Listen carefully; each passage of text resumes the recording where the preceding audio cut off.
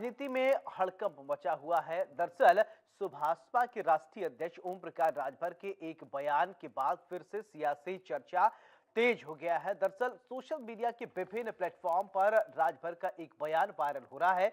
इसमें यूपी में बीजेपी की हार का ठीकरा मोदी योगी पर फोड़ा गया है। इसमें राजभर अपने बेटे अरविंद राजभर की हार से खिन्न है और खुली बगावत करते दिख रहे हैं।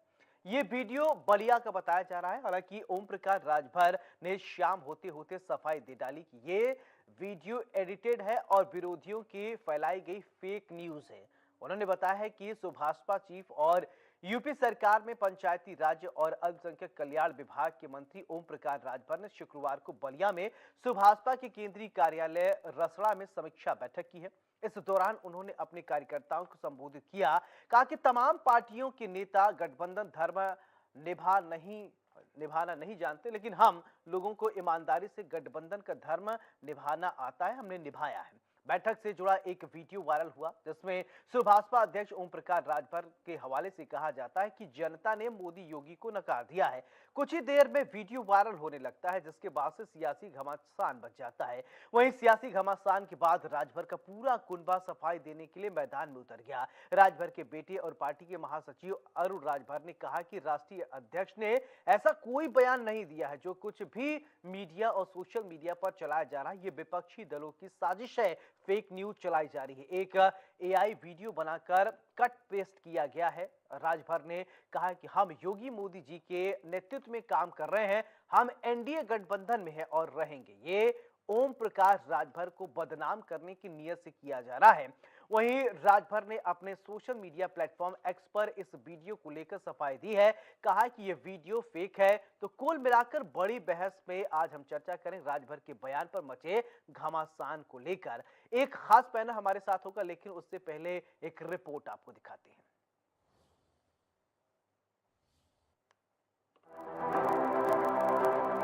घोसी में हार, राजभर को नहीं स्वीकार। बीजेपी में क्यों फोड़ा हार का ठीकरा? राजभर क्यों बोले अब बगावत करेंगे? क्या फिर अखिलेश से हाथ मिलाएंगे राजभर? लोकसभा चुनाव में घोसी से अरविंद राजभर की हार का पूरा ठीकरा अब सुभाषपा अध्यक्ष ओम प्रकाश राजभर ने बीजेपी पर फोड़ा है। बलिया में उन्होंने कहा कि जनता ने मोदी और योगी को नकार दिया, अब तो हम खुली बगावत करेंगे। अगर मुझसे उन लोगों की मुलाकात हो गई तो मैं मंच से कह दूंगा कि इनको वोट मत देना, इनको हरवा देना। ऐसे लोगों को सबक सिखाने की जरूरत है। बोलना सीखो, ताव से बोलो, क्या बात करते हो?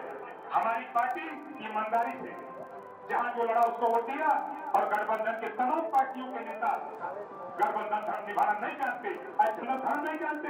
एक नेता करने के समय एक बार हम लोगों ने अक्षरशः उसका पालन किया और मोदी जी को नकार दिया, योगी जी को नकार दिया। ऐसे लोगों को सबक सिखाने की भी जरूरत है। ऐसे लोगों को भी सबक सिखाने की जरूरत है कि आप बोलना सीखो, तब इनको समझ में आएगा। अब तो हम खुली बगावत करेंगे, देखिएगा। ओम प्रकाश राजभर यहाँ भी नहीं रुके। उन्होंने आगे ये भी कहा कि हमारी पार्टी और समर्थकों ने गठबंधन में जो जहां लड़ा उसे एक एक वोट दिया। अभी यूपी में 3 साल और सत्ता है, आगे विधानसभा चुनाव में मजबूत होकर बीजेपी से और सीटें ले लेंगे। वहीं इस मामले में वीडियो वायरल होने के बाद ओम प्रकाश राजभर की सफाई सामने आई। उन्होंने अपनी सफाई में कहा कि ये पूरी तरह से फेक है, विरोधियों की साजिश है। हम लोग मोदी जी और योगी जी के नेतृत्व में काम कर रहे हैं। हम एक गठबंधन में हैं जो केंद्र सरकार की नीतियां हैं उसे लोगों तक पहुंचा रहे हैं। विरोधी परेशान है और इसीलिए बदनाम करने की साजिश रच रहे हैं। हमारी ऐसी कोई मंशा नहीं है। जो खबर चैनलों पे चल रही है वो फेक न्यूज है, पूरी तरह से वो विरोधियों की साजिश है। हम माननीय नरेंद्र मोदी जी, माननीय योगी आदित्यनाथ जी के नेतृत्व में हम लोग काम कर रहे हैं। हम लोग एनडीए गठबंधन में हैं। हम लोग जो केंद्र और प्रदेश सरकार की नीतियां हैं उसको जनता तक पहुंचाने के लिए कटिबद्ध हैं। चाहे वो आयुष्मान कार्ड गरीबों के इलाज के मामले 5 लाख रुपए का हो, चाहे किसान सम्मान निधि की बात हो, चाहे सोलर पैनल 75% सब्सिडी पर देने की बात हो, चाहे गरीबों को अनाज देने की बात हो, चाहे जनधन योजना की बात हो। सारी योजनाओं की जानकारी हम लोग गाँव तक पहुंचा रहे हैं। जो सरकार की मंशा है केंद्र और प्रदेश की, हम लोग विकास के रास्ते पर जो योजनाएं उसको जनता तक पहुंचाना चाहते हैं। विरोधी परेशान है। इस नाते तरह तरह के फेक न्यूज चला करके बदनाम करने के लिए ये सब कर रहे हैं। हमारी कोई ऐसी मंशा नहीं है। हम लोग एनडीए गठबंधन में हैं और रहेंगे। मिल करके हम लोग आंदोलन को आगे बढ़ाएंगे और जनता के काम को करेंगे। वीडियो वायरल किया जा रहा है जिसमें बताया जा रहा है कि सुहेलदेव भारतीय समाज पार्टी के राष्ट्रीय अध्यक्ष माननीय ओम प्रकाश राजभर जी 2024 लोकसभा चुनाव हार का ठीकरा योगी और मोदी जी पर फोड़ रहे हैं। मैं ऐसे बयानों को सिरे से खारिज करता हूं और खंडन करता हूं। किसी प्रकार का इस तरह का बयान माननीय ओम प्रकाश राजभर जी ने नहीं दिया है। इसको कट और पेस्ट करके इस वीडियो को एडिट करके चलाया जा रहा है, जबकि यह वीडियो पुराने हैं। सुहेलदेव भारतीय समाज पार्टी माननीय ओम प्रकाश राजभर जी ने अपने कार्यकर्ताओं के दम पर, एनडीए गठबंधन के सभी कार्यकर्ताओं को दम पर, तमाम जनता जनार्दन के बीच में एनडीए की योजनाओं को लेकर के, मोदी जी और योगी जी की नीतियों को लेकर के हम जनता के बीच में विकास के एजेंडे को लेकर गए। जनता ने बहुत प्यार दिया, बहुत आशीर्वाद दिया, बहुत समर्थन दिया। इसीलिए तीसरी बार आदरणीय मोदी जी देश के प्रधानमंत्री बने और संकल्प लिया कि भारत को विकसित बनाने के लिए और उत्तर प्रदेश के हर गांव को समृद्ध बनाने के लिए माननीय ओम प्रकाश राजभर ने योजना बनाया। अब विरोधियों को ऐसा लग रहा है कि मैंने संविधान खत्म होने का नाटक किया, आरक्षण खत्म होने का ड्रामा किया, लोकतंत्र खत्म होने का झूठा वादा किया। तो जनता ने एक्सीडेंट करके, आपने इन मुद्दों को जनता के सामने एक्सीडेंटल तरीके से प्रस्तुत किया और जनता को आपने धोखे में रख करके वोट तो हासिल कर लिया। लेकिन अब जनता पूछ रही है कि 8,500 कब आएंगे। संविधान जो कहा था, देश के प्रधानमंत्री जी ने कहा कि हम पिछड़े वर्गों को न्याय दिलाएंगे। आज तो हमारी सरकार न्याय दिलाने के लिए काम कर रही है। आज देश के प्रधानमंत्री जी अगर विकास के लिए काम कर रहे हैं तो जो विपक्ष के नेता बैठे हुए हैं, जो प्रतिपक्ष में बैठने वाले नेता हैं, ये बताएं कि रोहिणी कमीशन की गठन कराने के लिए क्यों नहीं चर्चा कर रहे हैं। खैर, ओम प्रकाश राजभर ने अपनी सफाई तो दे दी है, लेकिन पिछले कुछ सालों की बात करें तो राजभर लगातार सियासी पाला बदलते रहे हैं। देखना होगा कि आगे क्या होता है। News desk, India news, Uttar Pradesh, Uttarakhand. Om Prakash Rajbhar का एक बयान आता है और वो बयान में हार का ठीकरा मोदी योगी पर फोड़ देते हैं। फिर इसके बाद सफाई भी आप पेश कर देते हैं कि ये डी फेक वीडियो है। आखिरकार क्या है? हमारे साथ एक खास पैनल जुड़ेगा और हम चर्चा करेंगे। हमारे साथ अभिषेक दीक्षित जी हैं, राजनीतिक विश्लेषक हैं। बहुत बहुत स्वागत है अभिषेक जी। चर्चा की शुरुआत मैं आपसे ही करना चाहता हूं। ओम प्रकाश राजभर हमेशा अपने बयानों को लेकर सुर्खियों में रहते हैं, लेकिन इस बार जो बयान अभिषेक जी ओम प्रकाश राजभर देते हैं और फिर इसके बाद में क्लैरिफिकेशन भी उनकी तरफ से आ जाता है कि नहीं, ये हमारा फेक वीडियो है। और दोनों वीडियो हमने आपको दिखाया, क्या लग रहा है आपको? देखिए, ओम प्रकाश राजभर जी का इतिहास रहा है कि वो थोड़ा राजनीतिक रूप से इस तरीके के बयान देते रहे हैं। पहले भी जब वो सपा के साथ थे, सपा का जब गठबंधन टूटा था, तब भी उनको बहुत अटपटे बयान आए थे। हाँ। लेकिन देखिए, उनको थोड़ा मलाल है कि उनका बेटा घोसी सीट से हार गया है। अगर आप देखेंगे, पूर्व में भी 2019 में जब उनका भाजपा से गठबंधन टूटा था, तो घोसी सीट की वजह से ही टूटा था। उस समय वो अपने बेटे को वहां लड़ाना चाहते थे, लेकिन भाजपा ने कहा था कि आपका बेटा तो लड़ेगा, लेकिन पार्टी सिंबल पे लड़ेगा। इसकी वजह से उन्होंने गठबंधन तोड़ दिया था। दूसरा, जो घोसी सीट का परिणाम आया है, इसको भी समझना होगा। देखिए, वो एक बहुत ही जटिल सीट है। वहां पर 3-3.5 लाख मुस्लिम वोट है, 2-2.5 लाख वहां पर यादव वोट है, और वहां पर भूमिहार वोट भी अच्छा खासा है। तो निश्चित रूप से वो सपा के पाले में अगर सीट गई है तो जातीय गणित ऐसा रहा है कि वो सपा को इसकी वजह से जीत मिली है। लेकिन यहाँ पर भाजपा को दोष देना यहाँ राजभर जी की गलती है। देखिए, उनको ये सोचना चाहिए कि उस सीट पर उनका विधायक है, अंसारी परिवार का विधायक मऊ सीट से विधायक है, क्यों नहीं उनको मुस्लिम वोट मिला? ये तो उसके जिम्मेदार वो स्वयं है। और वो ओनली सिर्फ भाजपा के वोटों पर डिपेंडेंट थे या राजभर वोटों पर डिपेंड थे, लेकिन उनको मुस्लिम वोटों ने सपोर्ट नहीं किया। इसकी वजह से उनका बेटा हार गया है। तो ये तो उनको खुद भी इस बारे पर चिंतन करना चाहिए कि वो उस सीट को क्यों नहीं निकाल पाए, क्योंकि उस वोट बैंक के लिए वो लालायत थे। वो ऐसा कह रहे थे कि हमें वो वोट बैंक मिलेगा। इवन ऐसा भी सुनने में आया कि अंसारी के बेटे ने उनके लिए ना तो कैंपेन की, ना उनके लड़के के साथ मंच पे आए। ऐसा हो सकता है क्योंकि गठबंधन टूटने के बाद पहले वो सपा गठबंधन से विधायक बने थे, अब वो भाजपा के साथ आ गए हैं, तो थोड़ी वैचारिक मतभेद पैदा हो सकते हैं। लेकिन इसके लिए सिर्फ योगी मोदी को दोष देना, ये एक हमारे साथ वरिष्ठ पत्रकार प्रमोद गोस्वामी जी भी जुड़ गए हैं। प्रमोद जी, बहुत बहुत स्वागत है आपका। अभिषेक जी, अपनी बात आप कंप्लीट कीजिए। जी, तो ये निश्चित रूप से ये उनका जो, और हालांकि उनका इतिहास भी रहा है, वो इस तरह के बयानबाजी करते रहे, मीडिया में सुर्खियां पाते रहे हैं। एक और चीज मैं कहना चाहूंगा, देखिए, चाहे वो राजभर हो, चाहे वो अपना दल हो, चाहे जो भी क्षेत्रीय पार्टियों का उदय हुआ है, ये सारी पार्टियों का उदय 2017 के बाद ही हुआ है, जब भाजपा ने गैर जाटों, गैर यादव पार्टियों को महत्व देना शुरू किया है और छोटी-छोटी जातियों की पार्टियों का उभार उसके बाद ही हुआ है। राजभर जी कभी भी चुनाव नहीं जीते 2017 से पहले। उनकी पार्टी हमेशा 1-1.5% वोट पाती रही है, लेकिन भाजपा गठबंधन आने के बाद भी उनको पहली बार विजय मिली थी। वो पहली बार विधायक बने थे, पहली बार मंत्री बने थे और भी जो भी पूर्वांचल के क्षेत्रीय दल रहे हैं, उनका उभार भी तभी हुआ है जब 2017 में भाजपा ने कई छोटी-छोटी जातियों को साथ मिलाकर उनको मौका दिया, उनको स्पेस दिया और उनकी जातियों के साथ वो आगे बढ़े। ठीक है। उसकी वजह से इन पार्टियों का उभार हुआ है। प्रमोद जी, मेरा एक सवाल आपसे कि ओम प्रकाश राजभर का एक वीडियो वायरल हुआ। वीडियो में वो हार का ठीकरा मोदी योगी पर फोड़ते हुए नजर आए और फिर इसके बाद वो क्लैरिफिकेशन भी एक बार खंडन करते हैं कि ये मेरा वीडियो जो है फेक वीडियो है। और उनका बेटा अरुण राजभर भी सामने आ जाते, कहते हैं फेक वीडियो है, एडिटेड वीडियो है। आपको क्या लगता है कि वास्तव में ये जो वक्तव्य सामने आया है ओम प्रकाश राजभर के ही है या तोड़ मरोड़ कर फेक वीडियो, एआई वीडियो, क्या लगता है आपको? नहीं, देखिए, ये तो बड़ी बचकानी बात है कि तोड़ मोड़ के दिया गया है। उसमें तो जो वीडियो मैंने भी देखा है और उसमें तो वो खुद बोल रहे हैं, जो अपने कार्यकर्ताओं को संबोधित कर रहे हैं।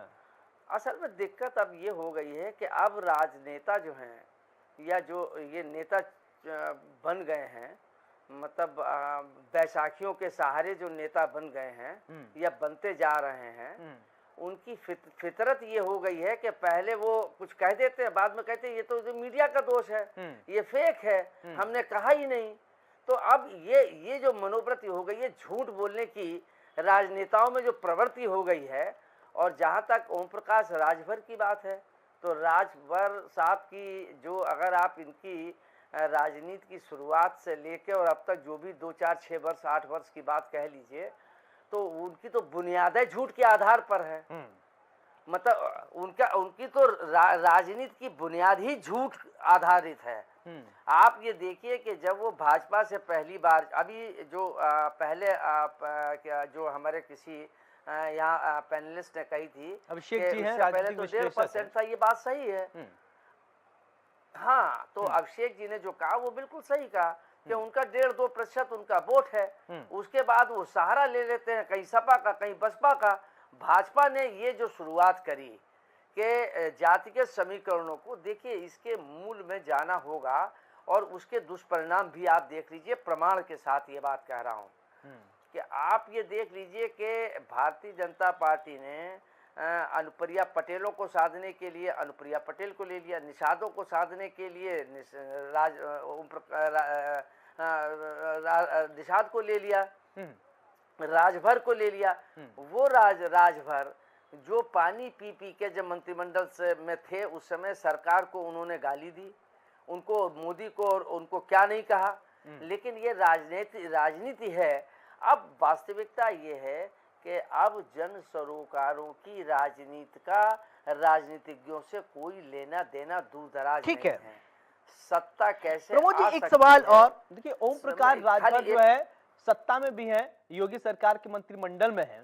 बयान आने के बाद कहीं उनको तो क्लैरिफिकेशन के पीछे किए तो नहीं है कि बेटा तो हार गया, कहीं अपना भी मामला बिगड़ न जाए, इसको लेकर वो फटाफट बोलना शुरू कर दिए कि नहीं साहब ये हमने तो बोला नहीं है, एडिटेड है। और आपको पता है कि हमेशा इस तरीके के बयान वो देते रहते हैं और अपने बयानों से ही सुर्खियों में रहते हैं राजभर। वो बिल्कुल आप ठीक कह रहे हैं, मैं आपकी बात से सहमत हूँ। मतलब उनका, अब उनको ये लगा कि ये हम क्या बोल गए, क्योंकि जो विवेक से बात की जाए वो तो ठीक है, जो अविवेकी बात करे उसको बाद में फिर पश्चाताप होता है और वो उसके बाद वो सोचता है यार ये तो हम गलत कह गए, ये गलत चले गए, तो बेटा तो हार गया, हम भी बाहर हो जाएंगे। अच्छा, और दूसरे एक बात और भी है, ये राजभर भी बहुत अच्छी तरीके से जानते हैं कि हमारा कहीं तिकासरा नहीं है और वो भारतीय जनता पार्टी भी हम पर कोई भरोसा नहीं करती है। क्योंकि अब आप एक चीज और देख लीजिए, जब ये लोकसभा चुनाव से पहले सबसे ज्यादा राजभर चिल्ला रहे थे कि मंत्रिमंडल का विस्तार करो, विस्तार करो, विस्तार करो। और किसी दल ने इतनी ये नहीं कहा कि, क्योंकि उनको लग रहा था कि मंत्रिमंडल में किसी ढंग से आ जाए, आ गए। वो किसी ने नहीं दिखाई दी। अच्छा, और ये अच्छा दूसरा ये है कि जहां तक राजनीतिक गलियारे में चर्चा है कि योगी जी बिल्कुल ये नहीं चाहते थे कि राजभर जी को लिया जाए, लेकिन मतलब जो केंद्रीय संगठन है उसने अपने जातिगत समीकरणों को दुरुस्त करने के लिए बैठाने के लिए मतलब जो हमेशा मोदी जी को योगी जी को मतलब अपशब्द कहते रहे, उनको उन्होंने फिर अपने गोदी में बैठा लिया या उनको फिर गठबंधन में शामिल कर लिया। अब आप देखिए मतलब ये जो जातिगत राजनीति जो शुरू हुई है इसका अंत होने वाला है। अब थोड़ा अब इसका शुरुआत हो गई है कि अब आप देखिए कि अब जातिगत समीकरण भारतीय जनता पार्टी ने सारे बैठा लिए, लेकिन सारे समीकरण ध्वस्त हो गए और जो 80 की बात कह रहे थे वो 33 में आके सिमट गए। तो ये जो समीकरण है ये अस्थायी चीजें हैं। अब सत्ता को प्राप्त करने के लिए जो आप चुनाव को देख लीजिए ना, मैं तो कड़वा जरूर होगा, ठीक है, लेकिन जो यथार्थ है तो यथार्थ है। ठीक है अभिषेक जी, एक मेरा सवाल आपसे, देखिए पहले शुरुआत हम पश्चिमी उत्तर प्रदेश से कर लेते हैं। पश्चिमी उत्तर प्रदेश में आपने देखा क्या स्थिति रही, और ओम प्रकाश राजभर का जनाधार जो है पूर्वांचल में है। पूर्वांचल के बाहर ओम प्रकाश राजभर का कोई पैठ नहीं है, ना कोई जनाधार है।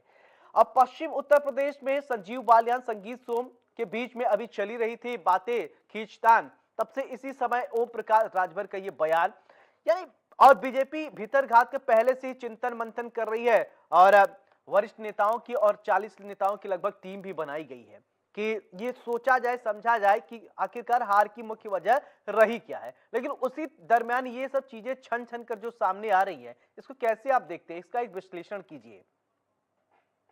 देखिए, यही अगर पार्टी 50 सीटें या 60 सीटें जीत जाती तो ये कमियां कोई उजागर नहीं होती।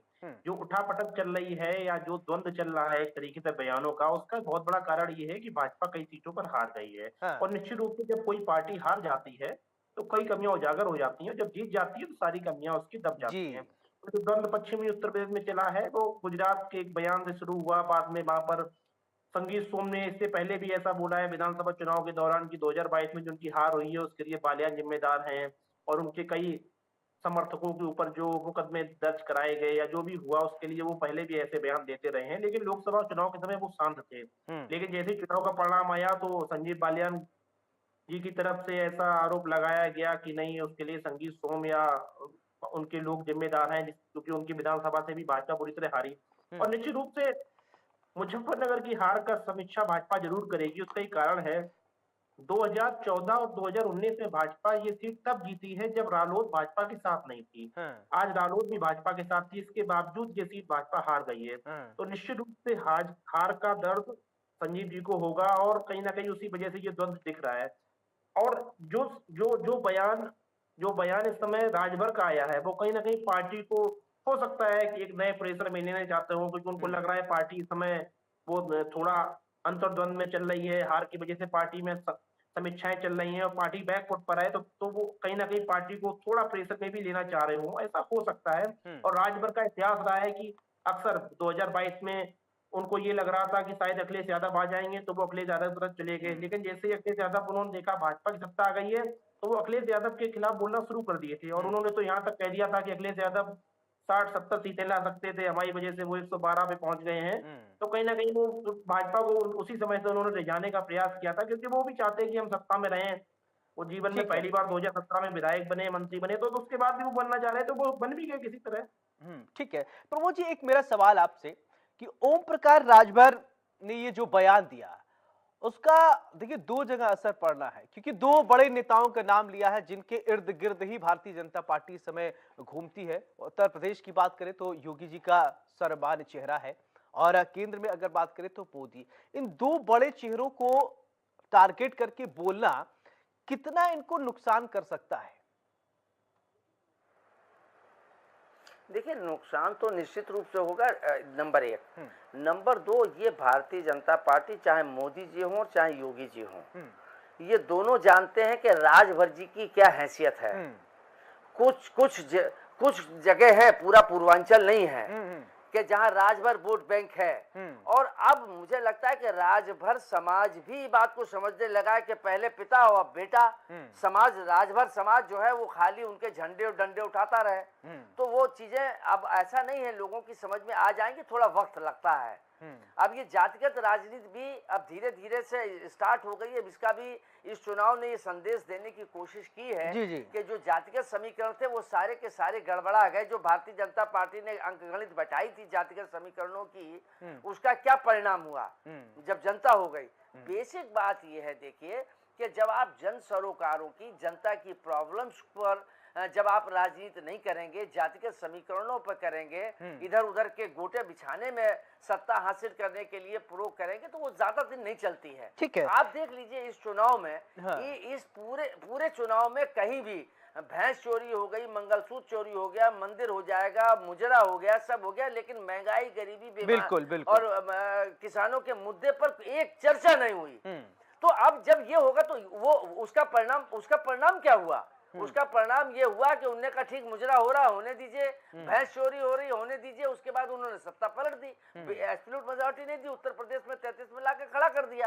अब राजनीतिक दलों को चिंतन करना होगा कि अब ये जातिगत समीकरण बैठा के जो समाज को बांटने की प्रक्रिया हो रही है, ये बड़ी नुकसान दे रही है और इससे लाभ नहीं होने वाला है। ये इस चुनाव ने तय कर दिया है। मैं प्रमोद जी को आप वाकया आपको याद दिलाता हूं, उस पर भी मैं चाहूंगा विश्लेषण आप याद कीजिए। यही ओम प्रकाश राजभर हैं, जब नए नए मंत्रिमंडल में शामिल होते हैं, कार्यकर्ताओं को संबोधित करते हैं, इतना ज्यादा उत्साहित हो जाते हैं, वो कहते हैं कि आप थाने में पहुंच जाना, पीले रंग का गमछा पहन लेना, और पीले रंग का गमछा देखने के बाद पुलिस प्रशासन में इस गमछे में ओम प्रकाश राजभर दिखेगा। उत्साहित कार्यकर्ता ऐसे ही कर लिया, पीला गमछा पहन के पहुंच गया थाने में, पुलिस वाले ने समझा दिया कि गमछा उमछा से नहीं, लॉ एंड ऑर्डर से चलता है देश और प्रदेश। तो इसको इस तरीके से जब आप अपने कार्यकर्ताओं को समझाइएगा तो क्या मैसेज प्रेषित करेंगे आप? नहीं, देखिए मैं यही बात आपसे कह रहा था कि जो राजनीति है वो बड़े विकृत मानसिकता के दौर से गुजर रही है। अब आप बताइए कि मतलब ये राजभर उनके बेटे अरविंद गमछा घुमा देते या वो कंधे पे डाल लेते तो हो सकता है कि उनके साथ वो मारपीट नहीं होती, लेकिन कार्यकर्ताओं को बता दिया, उनने ठोक पीट के बराबर कर दिया। उनने कहा कानून होगा, गमछा नहीं होगा, ये उन्होंने समझा दिया। अब कोई भी थाने में पीला गमछा डाल के नहीं जा रहा है, लेकिन अब उसका परिणाम क्या हुआ वो तो अपने आराम से। उसके बाद उन्होंने जो बयान दिया राजभर जी ने, उसके बाद क्या राजभर जी उस थाने में गए? जो कार्यकर्ता पिटा या जो ठुका, उसका पक्ष रखने के लिए थाने में गए? वो नहीं गए।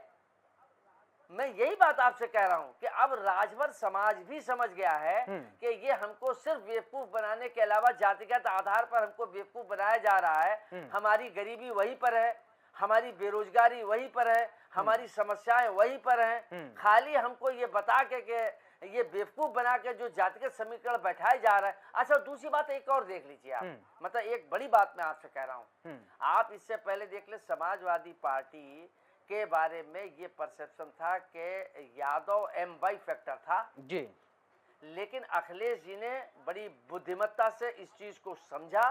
उन्होंने कहा कि अब ये जातिगत समीकरण जो हैं ये ज्यादा कारगर नहीं होंगे, और उन्होंने पीडीए बना दिया, उन्होंने सारे लोगों को जोड़ लिया।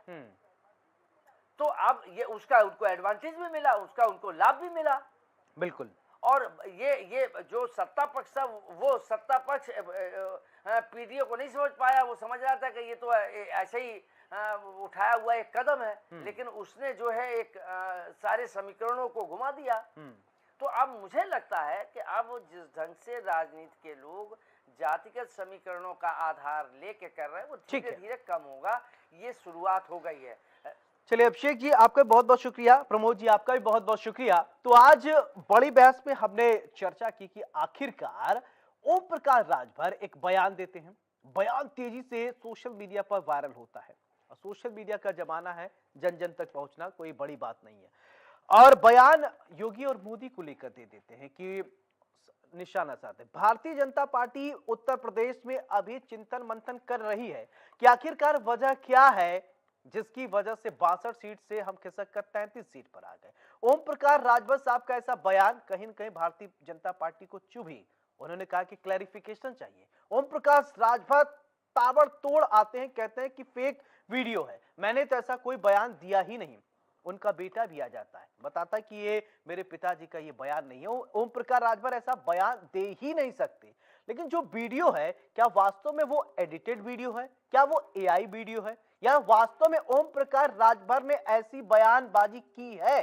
क्योंकि ओम प्रकाश राजभर ऐसे बयान दे देते हैं और ये राजनीति में छिपा नहीं है कि कभी भी कुछ भी बोल देते हैं। क्या वास्तव में इस वीडियो की सत्यता क्या है, इस पर जांच होगी और जांच के बाद समझ में आएगा क्या ओम प्रकाश राजभर को ऐसा बयान देना राजनीति में उनको नुकसान देगा। ये अभी थोड़ा इसको लेकर इंतजार करना पड़ेगा। जल्दी कुछ कह देना और कुछ परिणाम पर पहुंच जाना जल्दीबाजी होगी। बड़ी बहस में मेरे साथ फिलहाल इतना ही। नमस्कार।